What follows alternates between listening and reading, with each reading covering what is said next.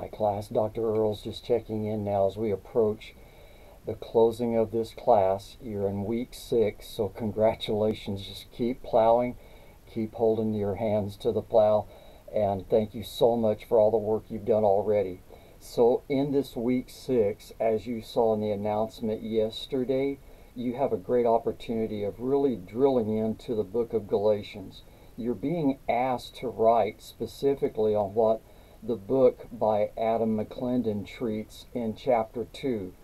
I want to invite you and challenge you to consider, why did Charles Spurgeon always go to the cross in all of his sermons?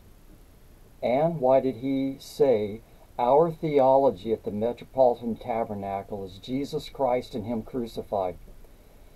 The sermon I sent by him on the 3 crosses, it's on specifically the text in Galatians 6:14, is a big help in answering that challenge to you as you go through this study this week on the book of Galatians. Why the primacy of the cross in his life, but more especially with our Savior and what he tells us in Luke 9:23 and Luke 14:27.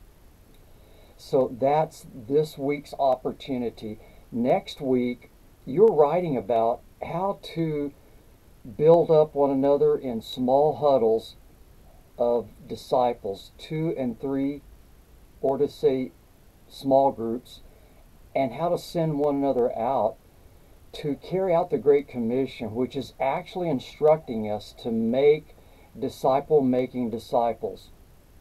I believe one of the things God is allowing, all the things occurring in the world and through COVID, is helping us reassess what we practice as Christians in local churches and how we can better answer not only the Great Commandment, that's the premise for doing the Great Commission, but definitely carrying out the instructions of the Great Commission, which is to teach them all the things I've commanded you. So again, to say, we are called to make, by our Savior, disciple-making disciples. That's in next week's work. In this week's midweek announcement, I will send out a document about churches around the world of a study I had done about 15 years ago that were learning how to make disciple-making disciples with, yes, a strong focus on small groups. Then in your last week, you have your witnessing report and your final quiz. That said, I'm sending out probably just one more of these YouTubes next week. As I learned this morning, we are leaving next Monday to go to Romania to try to be some help and assistance to the Ukrainian refugees coming in to the Romanian country and working with a pastor and their church there in Suceava.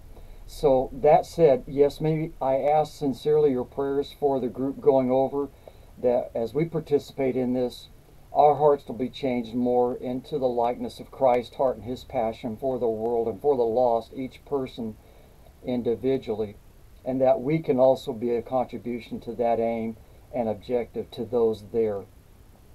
Serving in Romania, these wonderful people coming across, fleeing for their lives from Ukraine, and also these Ukrainian precious people. Thank you so much, and keep enjoying the work ahead of you. Thank you again for all the effort you're investing to sharpen your life more for the Savior and His service. All right, have a good week ahead. Bye.